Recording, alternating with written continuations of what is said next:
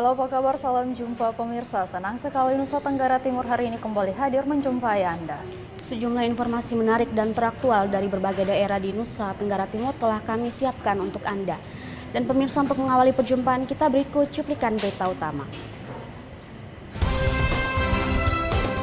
Polres Ende menahan 2 tersangka baru pengadaan mobil ambulans.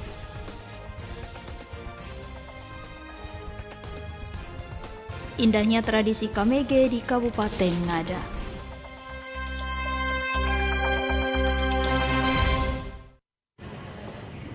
Berita utama tadi akan kami rangkai dengan sejumlah informasi menarik lainnya bersama saya Rambunit Baning dan saya Giti Berkanis. Inilah Nusa Tenggara Timur hari ini selengkapnya untuk Anda.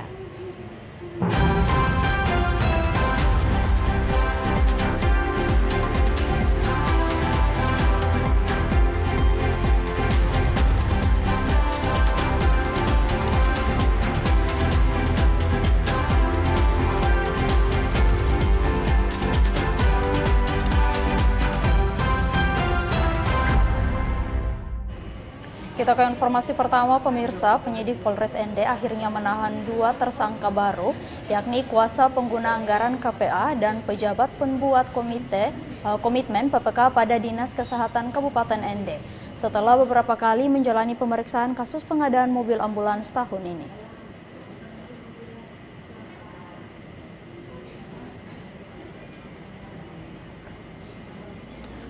Sebanyak 2 orang tersangka baru kasus dugaan korupsi pengadaan mobil ambulans tahun 2019 yang menggunakan dana alokasi khusus DAK dan dana alokasi umum atau DAU tahun 2019 yang merugikan negara sebesar Rp414.415.484. Kapolres Ende AKBP Andre Librian mengatakan kedua tersangka ini merupakan pejabat di Dinas Kesehatan Kabupaten Ende.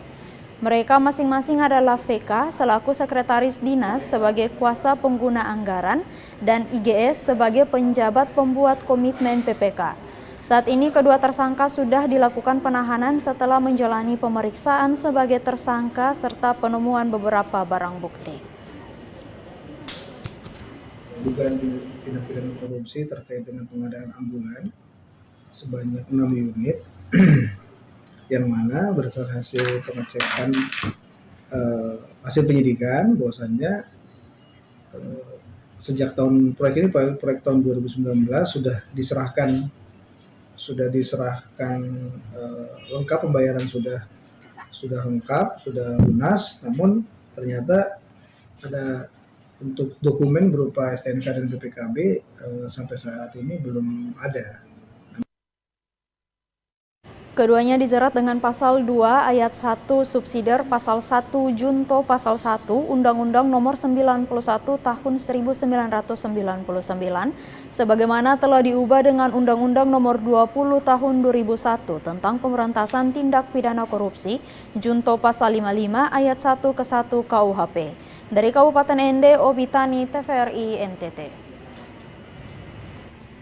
Sementara itu pemirsa, sebanyak 3 orang pimpinan perusahaan PT Yeti Darmawan ditetapkan sebagai tersangka oleh penyidik Polres Ende dalam kasus dugaan tindak pidana tambang ilegal galian C.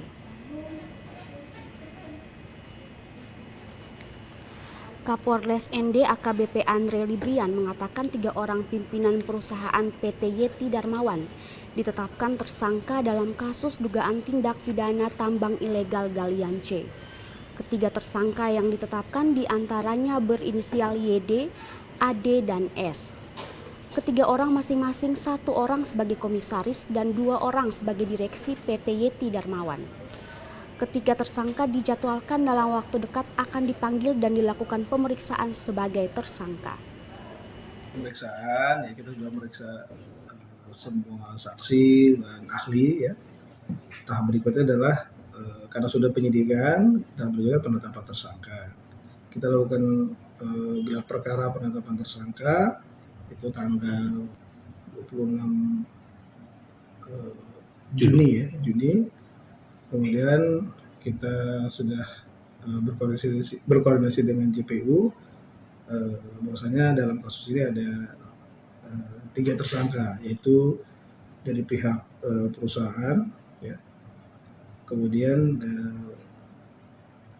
tindak lanjutnya akan kita pemanggilan untuk sebagai tersangka. Dari Kabupaten ND, Obitani, TVRI NTT.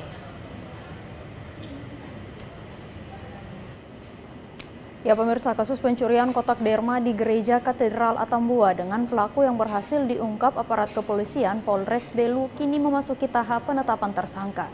Atas tindakan pidana ini pelaku terancam hukuman 7 tahun penjara.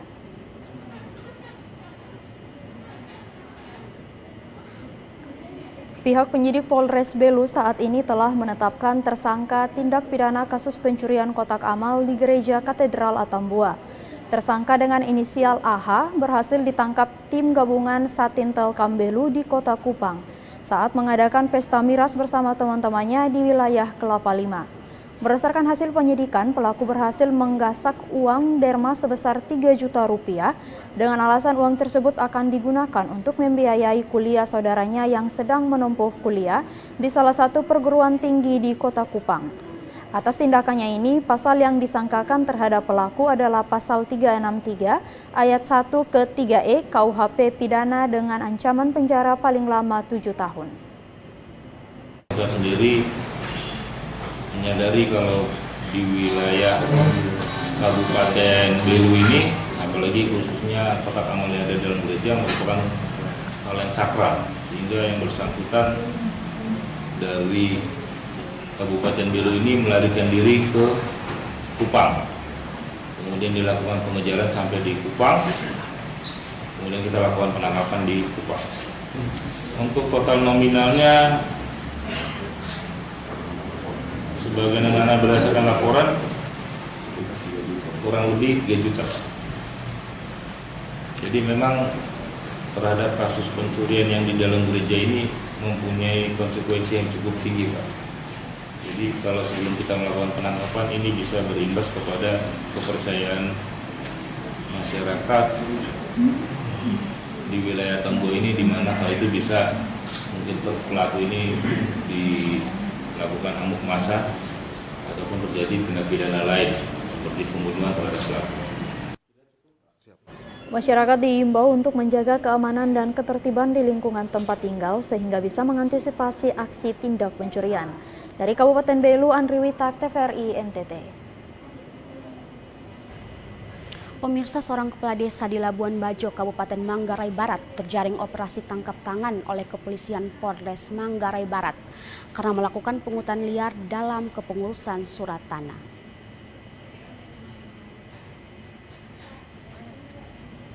Dengan menggunakan seragam dinas, AR, seorang kepala desa Golo Bilas di Labuan Bajo, ditangkap Unit 3 Tindak Pidana Korupsi Polres Manggarai Barat setelah terbukti melakukan pungutan liar dalam proses pengurusan surat dokumen tanah. Operasi tangkap tangan ini bermula saat polisi mendapatkan laporan warga bahwa AR kepala desa tidak akan memproses surat dokumen yang diurus warga apabila tidak memberikan uang kepada dirinya. Dari tangan pelaku, polisi mengamankan barang bukti berupa uang tunai sebesar Rp3.500.000. Saat ini AR dibawa dan ditahan di Polres Manggarai Barat untuk menjalani pemeriksaan lebih lanjut. Dari Kabupaten Manggarai Barat, Alexandro Hatol, TVRI NTT.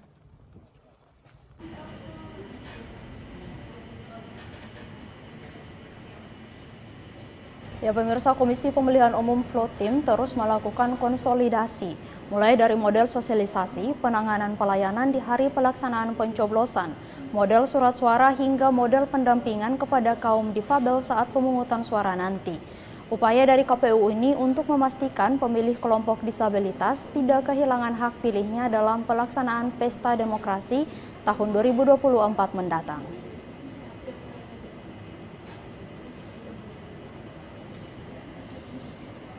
Ketua KPU Kabupaten Flores Timur, Cornelis Abon menjelaskan, sesuai hasil rekapitulasi jumlah pemilih disabilitas di Kabupaten Flores Timur yang tersebar di 19 kecamatan dengan rincian kelompok cacat fisik sebanyak 1.142 pemilih, cacat intelektual 109 pemilih, cacat mental 609 pemilih, sensorik wicara 174 pemilih, sensorik rungu 279 pemilih, sensorik netra 359 pemilih. Data ini penting untuk melayani pemilih kelompok disabilitas di hari pelaksanaan pemungutan suara, termasuk pengalokasian TPS bagi mereka yang disabilitas. Selain itu, model sosialisasi yang digunakan demi memudahkan bagi pemilih kelompok disabilitas tentang tata cara pencoblosan. Hal ini penting agar semua warga negara tidak kehilangan hak politiknya termasuk kelompok disabilitas. Sosialisasi, pilihan model sosialisasi.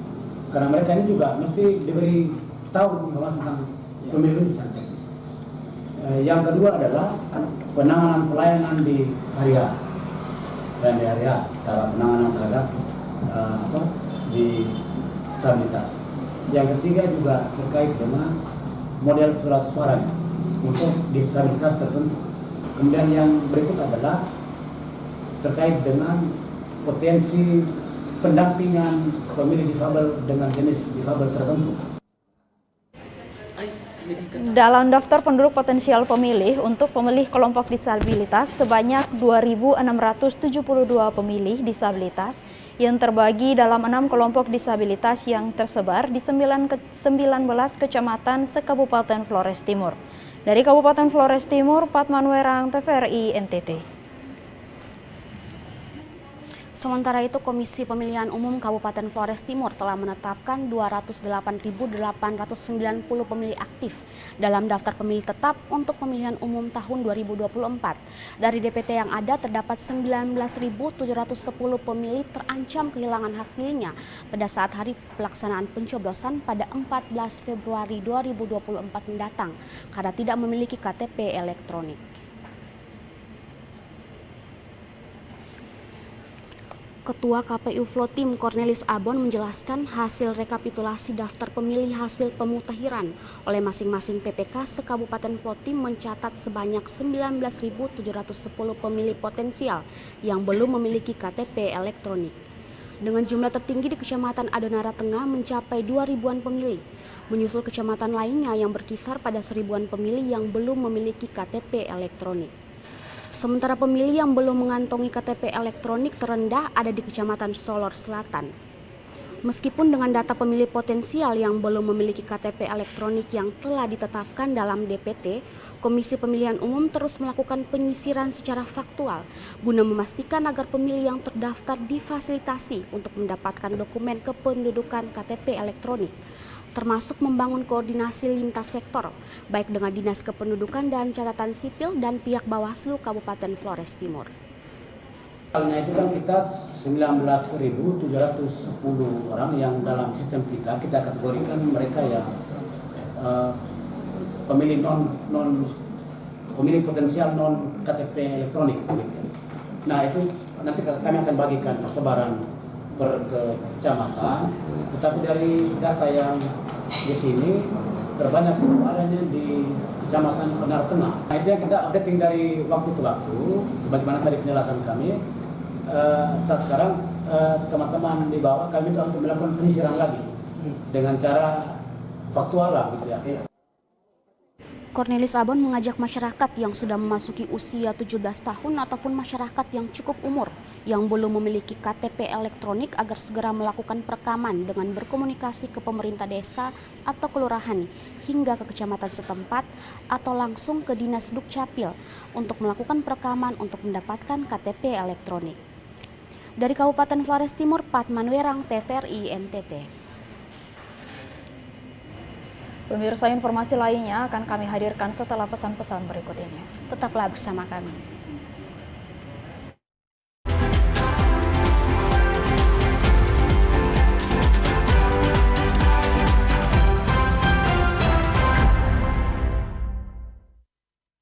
Om Swastiastu.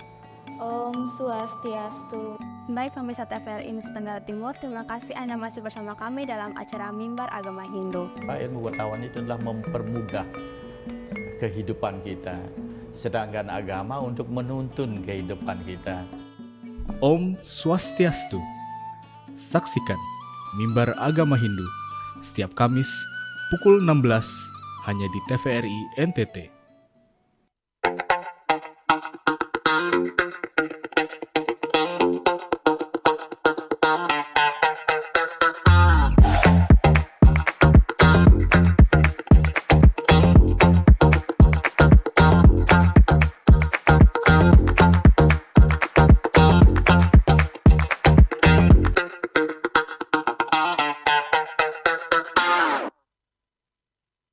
Di Musik Orang Muda. Musik Orang Muda. Musik Orang Muda. Musik Orang Muda. Musisi muda bertalenta. Chart lagu terhits. Dia kenal ini, aduh, terkenal sekali di Kota Kupang ya. Tapi nggak kalah. Pantengin terus Musik Orang Muda. Setiap Jumat pukul 11. Hanya di TVRI NTT. Dokter mungkin harus jelaskan kepada para pemirsa di rumah, apa sih dok itu jantung, fungsinya dok, dan kenapa penting bagi kita membahas topik kita pada hari ini. Siapa bilang sehat itu mahal? Kesehatan mulut kita harus pelihara melalui pertemuan sore hari. Dapatkan informasi baru seputar kesehatan di Solusi Sehat setiap Selasa pukul 15 WITA hanya di TVRI NTT, Katongpung TV.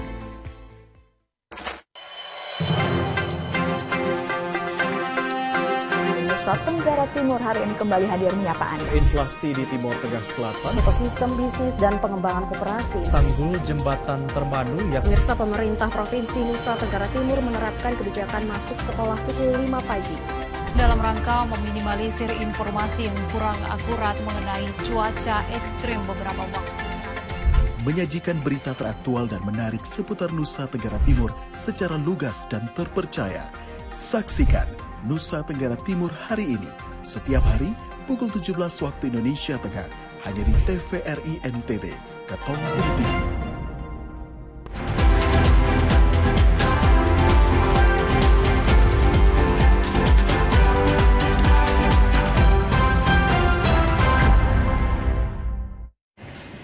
Pemirsa, terima kasih Anda masih bersama kami di Nusa Tenggara Timur hari ini. Kita ke informasi selanjutnya, pemirsa. Kondisi jalan menuju Kampung Pancasila di Desa Sumlili yang merupakan miniatur Binter TNI AD memprihatinkan. Sebagian besar badan jalan telah terkikis air sehingga menyisakan lubang di mana-mana. Bahkan pengendara roda 2 dan 4 yang melewati jalan ini harus ekstra hati-hati untuk menghindari kecelakaan.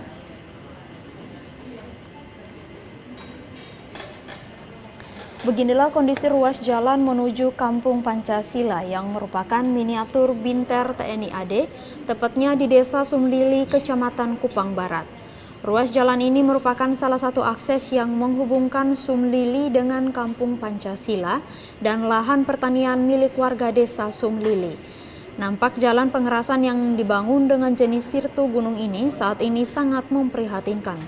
Sebagian besar badan jalan telah terkikis air sehingga menyisakan lubang di mana-mana. Bahkan pengendara roda 2 dan 4 yang melewati jalan ini harus ekstra hati-hati agar terhindar dari kecelakaan. Berdasarkan informasi warga, jalan ini dibangun dengan sistem pengerasan dengan jenis sirtu gunung dan sudah berlangsung lama, sehingga mudah tergerus air ketika musim hujan. Warga berharap adanya perhatian serius dari pemerintah Kabupaten Kupang karena di ruas jalan ini ada fasilitas sekolah dasar atau SD Impres Sumlili, juga ada puluhan rumah yang saat ini sedang dibangun oleh TNI AD.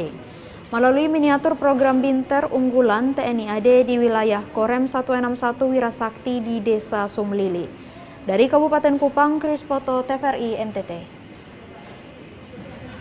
Pemirsa, sebagai bentuk kekecewaan terhadap pemerintah daerah Kabupaten Manggarai Barat yang tidak kunjung membangun jembatan penghubung di ruas jalan milik kabupaten, warga di Kampung Purek, Desa Pacar memilih untuk membangun jembatan darurat agar bisa melintasi sungai.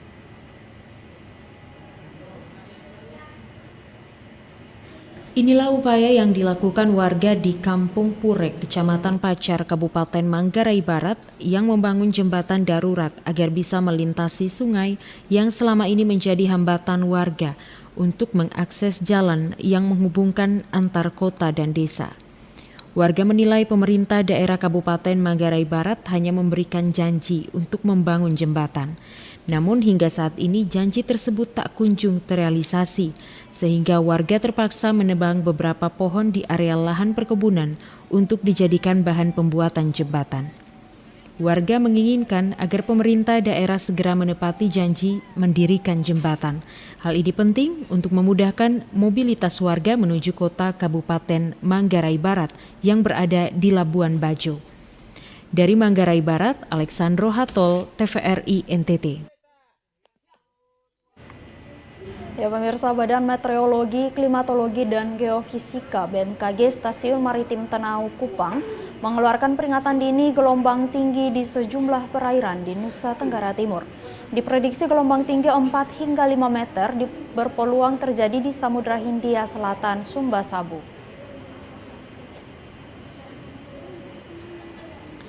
Cuaca ekstrim berupa gelombang tinggi di sejumlah perairan di Nusa Tenggara Timur dipicu pola angin di wilayah Indonesia bagian utara, dominan bergerak dari tenggara menuju barat daya dengan kecepatan angin berkisar 5 hingga 20 knot. Sedangkan di wilayah Indonesia bagian selatan dominan bergerak dari timur menuju selatan dengan kecepatan angin berkisar 6 hingga 25 knot. Kecepatan angin tertinggi terpantau di perairan selatan Jawa, Samudra Hindia Selatan Jawa hingga Bali NTB, Laut Jawa, Selatan Makassar, dan Laut Arafuru. Perairan di Nusa Tenggara Timur yang berpeluang terjadi gelombang tinggi 4 hingga 5 meter adalah Samudra Hindia Selatan Sumba Sabu. Sementara tinggi gelombang 2,5 hingga 3,5 meter berpeluang terjadi di Laut Sawu, Selat Sumba bagian barat, Samudra Hindia Selatan Kupang Rote, perairan selatan Kupang Rote, dan Selat Sape bagian selatan. Badan Meteorologi, Klimatologi, dan Geofisika BMKG Stasiun Maritim Tenau Kupang memperingatkan adanya potensi bahaya pada aktivitas pelayaran dan penangkapan ikan di perairan Nusa Tenggara Timur untuk perahu nelayan dan kapal motor berukuran kecil. Sementara bagi masyarakat yang bermukim dan beraktivitas di pesisir sekitar area yang berpeluang terjadi gelombang tinggi diharapkan agar selalu waspada. Tim Liputan TVRI NTT. Pemirsa, lahan seluas 50 hektar yang berada di Civic Center yang sebelumnya lahan tidur disulap oleh badan dan dinas di lingkup pemerintah daerah Timor Tengah Selatan menjadi lahan produktif dengan menanam aneka tanaman hortikultura. Selain tanaman hortikultura juga menanam jagung dengan memanfaatkan sumur bor yang ada. Kepala Dinas Pertanian dan Tanaman Pangan Otniel Neunani menjelaskan instruksi Bupati untuk menjadikan lokasi Civic Center seluas 50 hektar sebagai kebun contoh bagi masyarakat dalam rangka mengatasi persoalan kemiskinan ekstrim kini mulai terwujud. Lahan yang sebelumnya adalah lahan tidur disulap menjadi lahan produktif oleh dinas dan badan di lingkup pemerintah daerah Timor Tengah Selatan dengan menanam aneka tanaman hortikultura dengan memanfaatkan sumur bor yang ada. Sejumlah badan dan dinas bahkan sudah mulai memanen hasilnya, terutama tanaman hortikultura seperti aneka jenis sayuran. Selain menanam tanaman hortikultura, juga menanam jagung dan sudah 2 kali panen. Dipastikan Agustus atau September jagung sudah bisa dipanen. Pemanfaatan lahan tidur sebagai upaya pemerintah untuk mengurangi persoalan kemiskinan ekstrim dan inflasi ekonomi. Sejujurnya sejak tahun kemarin untuk musim tanam 2022-2023 itu kami sudah lakukan dari semua dinas, kantor, badan, dan bagian. Jadi sudah dipetak-petak oleh dinas BRKP, kami masukkan tanam dan itu sudah panen. Sekarang tinggal lanjuti dan memanfaatkan sumur bor yang ada di lokasi Civic Center di belakang dinas perhubungan. Areal Civic Center di Kabupaten Timor Tengah Selatan yang sebelumnya menjadi lahan tidur kini berubah menjadi hijau, dipenuhi tanaman jagung dan hortikultura serta aneka tanaman sayuran. Dari Timor Tengah Selatan, Evan Baitanu, TVRI NTT. Ya pemirsa, penerima peserta didik baru di Kabupaten Belu tahun ajaran baru 2023-2024 telah dilaksanakan. Orang tua dan siswa pada sekolah untuk memastikan anak mereka terdaftar secara online dengan mendaftar ulang dan memverifikasi berkas pendaftaran. Seperti inilah suasana di SMA Negeri 1 Atambua saat ratusan calon siswa baru dan orang tua memadati loket pendaftaran ulang. Para siswa yang telah lulus secara online langsung mendaftar ulang. Mereka berdesakan agar bisa mendapatkan lembar formulir untuk mengisi biodata secara lengkap. Salah satu orang tua terpaksa harus ikut mendaftar karena takut anak mereka salah mengisi formulir. Para calon siswa baru direncanakan akan mengikuti pembelajaran tatap muka pada pertengahan bulan Juli nanti. Pendaftaran ulang ini dilakukan dengan membawa sejumlah persyaratan yang diminta oleh pihak sekolah. Jalur online ya, jalur reguler. Sonasi ya Bapak? Iya, sonasi. Kalau sejauh pendaftaran itu ada kesulitan tidak Bapak mereka daftar? Tidak. Karena memang mereka daftarnya kan melalui online, jadi tergantung dari jaringan internet. Kalau hari ini buat apa datangnya Bapak? Ini kita regis ulang atau daftar ulang kembali. Ada dengan anak buah Bapak? Iya, dengan anak buah. Sementara Ketua Panitia PPDB SMA Negeri 1 Atambua mengatakan tahun ini menerima 386 siswa yang akan disebar di 11 rombongan belajar. Untuk jalur penerimaan kali ini ada 4 jalur yakni zonasi, jalur prestasi, afirmasi, serta perpindahan orang tua. Ketiga hari ini silakan calon peserta didik baru itu memilih hari yang mana yang lebih efektif untuk mau daftar ulang, karena di situ kita sediakan 3 hari itu khusus untuk mereka yang sudah melakukan pendaftaran ulang secara online, dan jumlah siswa atau calon peserta didik baru yang sudah melakukan pendaftaran ulang secara online itu sebanyak 386. Nah, dari 356 ini berdasarkan kuota yang diberikan oleh provinsi bahwa dari jalur prestasi masih tersisa 5 orang. Dan ini kita menunggu saja tanggal 6-7 Juli ini apakah sistem akan membuka untuk sisa kuota itu atau bagaimana, tetapi nanti kita akan mendengarkan info lanjut dari provinsi. Pihak sekolah menyiapkan 3 hari untuk melakukan pendaftaran ulang secara online. Jumlah siswa yang sudah melakukan pendaftaran sebanyak 356 siswa. Dari Kabupaten Belu, Andri Witak, TVRI NTT. Pemirsa, sejumlah informasi menarik lainnya akan kami hadirkan setelah jeda pariwara berikut ini. Untuk itu tetaplah bersama kami.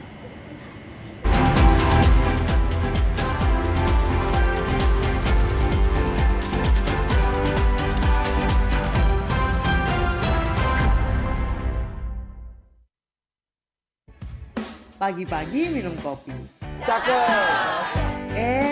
Beta sonde bikin pantun le. Ini Rumpu Rampe, acara yang katong tunggu tiap pagi.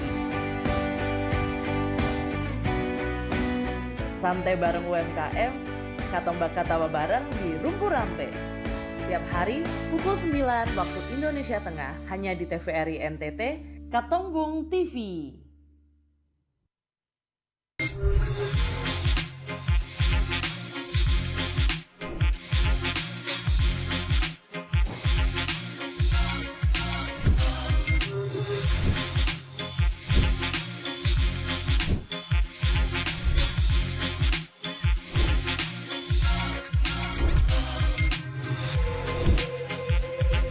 Ekspresi setiap hari Senin sampai dengan Rabu jam 4 sore hanya di TVRI NTT.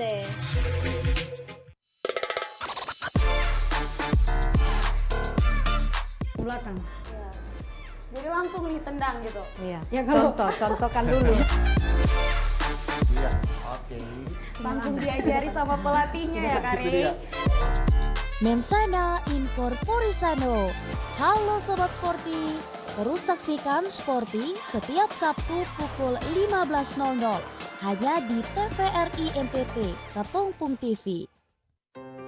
Mimbar Agama Buddha. Selamat sore, Sotihotu Namo Buddhaya.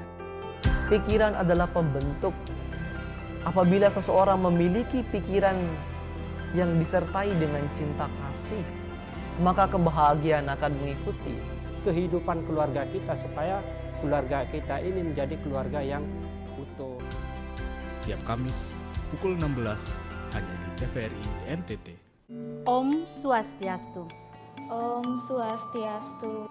Baik pemirsa TVRI Nusa Tenggara Timur, terima kasih Anda masih bersama kami dalam acara Mimbar Agama Hindu. Ilmu wartawan itu adalah mempermudah kehidupan kita, sedangkan agama untuk menuntun kehidupan kita. Om Swastiastu. Saksikan Mimbar Agama Hindu, setiap Kamis pukul 16 hanya di TVRI NTT.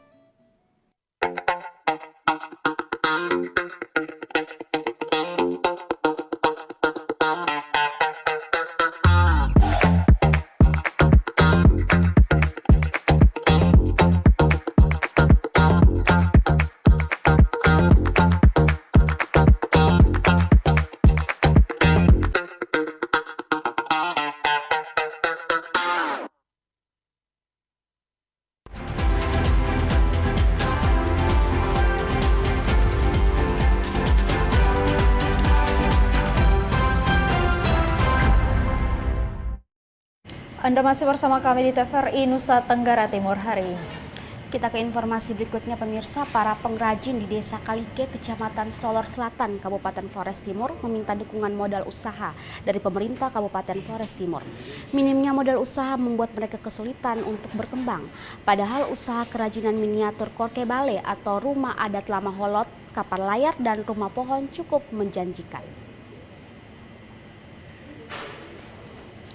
Francisco Saverius Manuk menuturkan usaha kerajinan miniatur rumah adat korke bale yang dihasilkannya termotivasi dari kondisi lingkungannya, di mana desanya adalah salah satu desa budaya yang dikenal dengan kampung adat. Dengan potensi wisata ini, dirinya pun tergerak untuk berinovasi dengan merangkai kerajinan tangan dari bambu, dengan menciptakan aneka miniatur sehingga boleh menghasilkan uang secara mandiri. Adapun miniatur yang dikerjakan meliputi miniatur korke bale atau rumah adat, kapal layar, rumah pohon hingga miniatur menara Eiffel pun dirakitnya secara mandiri. Di tengah semangat berkreasi, Franciscus pun mengeluhkan sejumlah kekurangan yang ia miliki dan terus berharap adanya dukungan dari semua pihak demi menunjang perkembangan kreativitas kerajinan tangan baik dari sisi permodalan maupun dukungan berupa sarana dan prasarana penunjang lainnya. Sementara bahan dasar pembuatan aneka miniatur dapat diperolehnya dengan mudah di desanya, seperti bambu, daun lontar maupun rumput alang-alang yang sudah disiapkan alam Solor. Dari Kabupaten Flores Timur, Pat Manwerang, TVRI NTT. Kita beralih ke Kabupaten Timur Tengah Selatan, pemirsa. 17 tahun tekuni profesi sebagai tukang anyam kursi, kerotan dan bambu, Antianus Bendu, warga Kuatae, Kabupaten Timur Tengah Selatan, berhasil menyekolahkan anaknya sampai sarjana.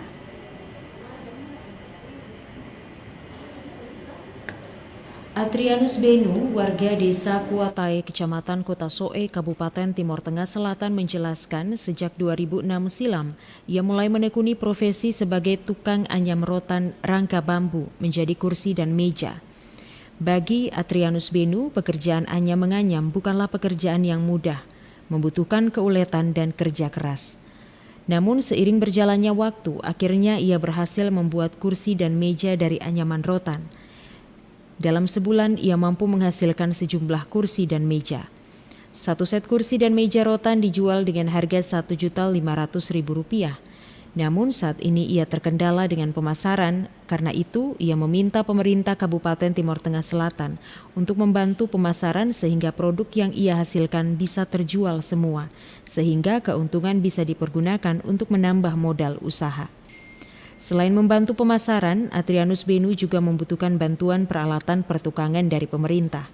Dari hasil pasaran selama ini, ia pergunakan untuk menyekolahkan 2 anaknya menjadi sarjana.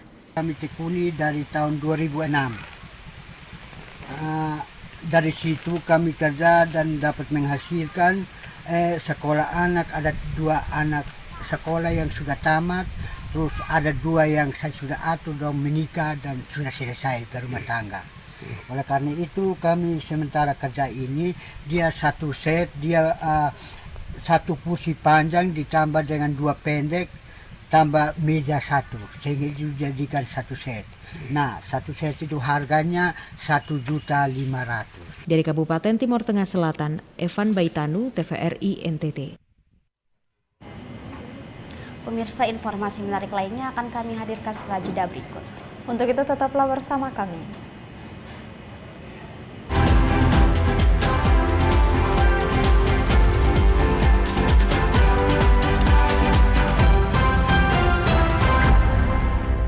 Terima kasih Anda masih bersama kami di TVRI Nusa Tenggara Timur hari ini.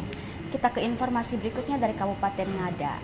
Ikan koi yang merupakan ikan dengan corak warna tubuh yang indah serta banyak digemari masyarakat untuk dipelihara karena diyakini mampu membawa kedamaian hati serta mudah untuk dirawat asal memiliki sirkulasi air yang cukup dengan pakan yang tersedia dengan baik.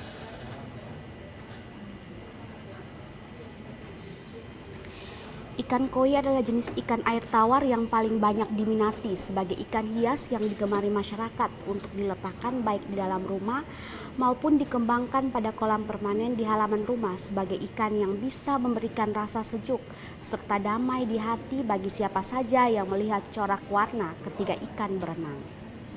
Ikan koi memiliki harga jual yang terbilang mahal jika dibandingkan dengan jenis ikan lainnya karena memiliki kualitas, bentuk tubuh, warna, serta rekam jejak meraih kemenangan pada kontes ikan hias. Semakin banyak memenangi sebuah kontes, maka semakin tinggi harga jual ikan hias.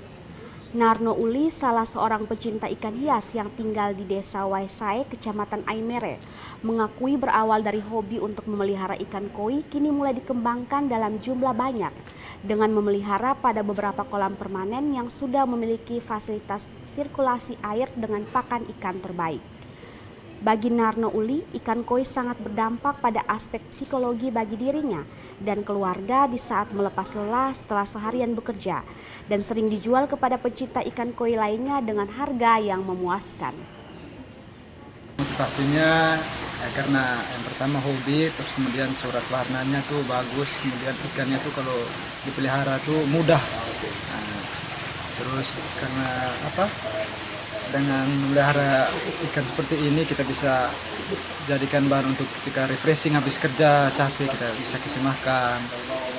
Terus kemudian sirkulasi airnya itu gampang, tidak mudah untuk ini ikannya cepat mati itu.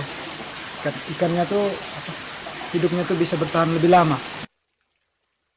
Narno Uli sangat berharap ke depan di Kabupaten Ngada memiliki komunitas pecinta ikan koi agar bisa berbagi ilmu pengetahuan terkait pengembangan dan pembudidayaan, serta saling bertukar jenis ikan koi terbaru sebagai hobi dan juga bisa mendapatkan keuntungan dari penjualan bibit ikan koi. Dari Kabupaten Ngada, Lexi Nunu, TVRI NTT. Pemirsa, Kabupaten Ngada sangat kaya akan tradisi leluhur yang mengandung moral serta keindahan dalam nilai kebersamaan yang menjunjung tinggi kemanusiaan yang setara dan menjadi satu kesatuan yang harus dijaga dan dilestarikan. Keindahan ini bisa ditemukan pada tradisi KMG dengan selalu bersama dalam suka dan duka sebagai keluarga besar yang tidak terpisahkan.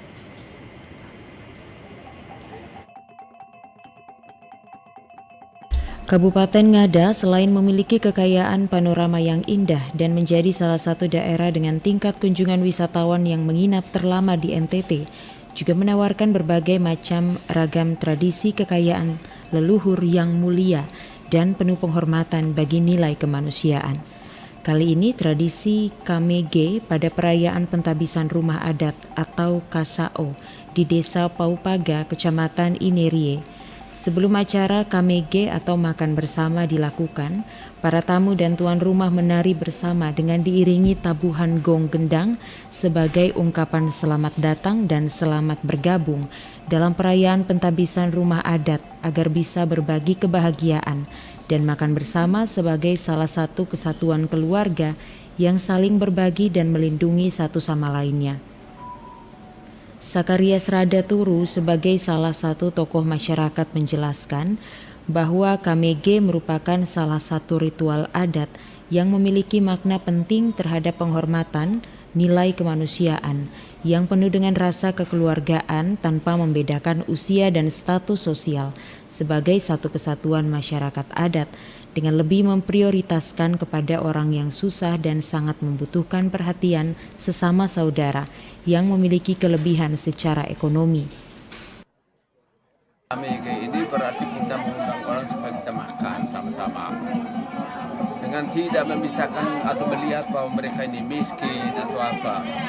Itu namanya KMG itu. Berarti sama-sama kita cicipi. Pesan leluhur itu bahwa kita itu kan tidak boleh kafir inuliku, artinya kita makan membelakangi orang. Tapi kita harus himpun semua itu supaya kita sama-sama rasa, biar sedikit itu yang muncul dengan kata sebagai riuroe semoga dari itu.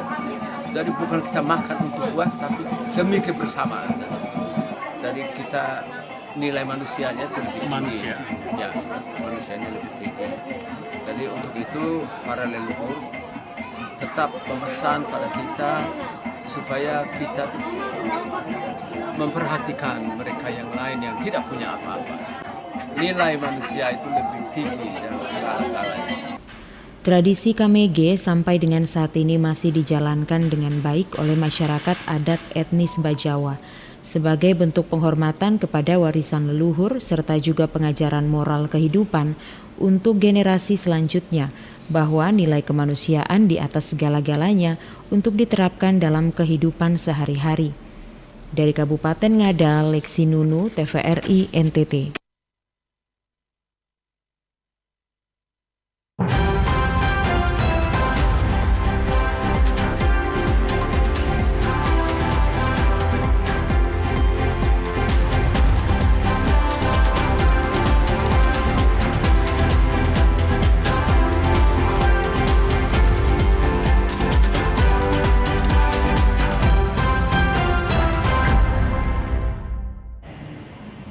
Ya saudara, informasi tadi sekaligus mengakhiri perjumpaan kita hari ini.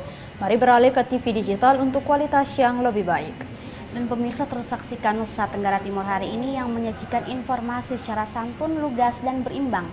Hanya di TVRI NTT Media, Pemersatu Bangsa. Akhir kata saya Giti Berkanis. Dan saya Rambu Nitbani, mewakili seluruh kerabat kerja yang bertugas mengucapkan terima kasih atas kebersamaan Anda. Selamat melanjutkan aktivitas Anda dan sampai jumpa.